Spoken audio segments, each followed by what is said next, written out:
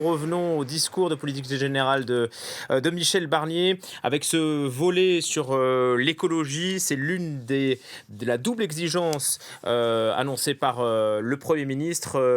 Audrey Racine, vous avez entendu cette dette écologique. Il parle même Oui, d'une épée de Damoclès qui oui, pèse sur les c'est la Français. première fois, à ma connaissance, qu'on entend parler de dette écologique. Michel Barnier qui a répété cette fameuse phrase de Saint-Exupéry: «On n'hérite pas, la terre de nos ancêtres, on l'emprunte à nos enfants», et il a beaucoup, beaucoup parlé, d'environnement pour, cet ancien ministre qui a été, ministre de l'environnement, qui a été très, très actif. On se doutait, que ce serait un sujet, qu'il évoquerait énormément. Alors, il a, beaucoup rassuré sur, des choses qu'on attendait, à savoir, l'avenir notamment de la planification, écologique. Les travaux vont reprendre rapidement. La planification écologique est placée sous l'autorité du Premier ministre depuis 2022.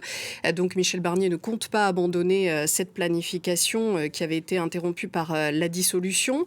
On s'inquiétait depuis cette lettre plafond envoyée par Gabriel Attal au ministère de l'Environnement, avec de la transition écologique, avec des baisses importantes de fonds.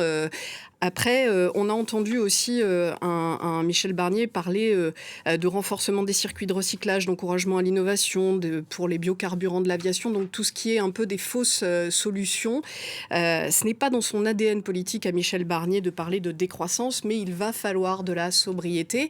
Sur la question du climat, question essentielle, on l'a entendu dire, répéter ce chiffre d'une baisse au premier semestre 2024 des émissions brutes de la France de 3,6%.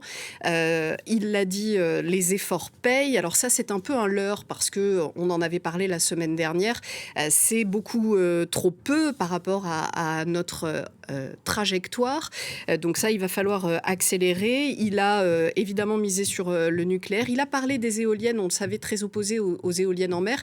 Il a dit qu'il va falloir renforcer les énergies renouvelables, mais il va falloir effectivement tenir compte de tous les impacts de ces installations. On sait son opposition aux éoliennes, mais après, il faut faire preuve effectivement de réalisme, et il faut effectivement, pour la France, accélérer sur la question des énergies renouvelables. Pour en terminer, il a mentionné Ecofito. C'est lui qui avait créé Ecofito, qui l'avait mis en place. On va continuer les travaux dans ce domaine. Ecofito qui a été privé de son indicatif qui permettait de mesurer la baisse des pesticides, le NODU. Est-ce que Michel Barnier, qui s'était battu pour l'instauration du NODU en 2009, va le réinstaurer? On le verra dans les prochains mois. Merci beaucoup Audrey.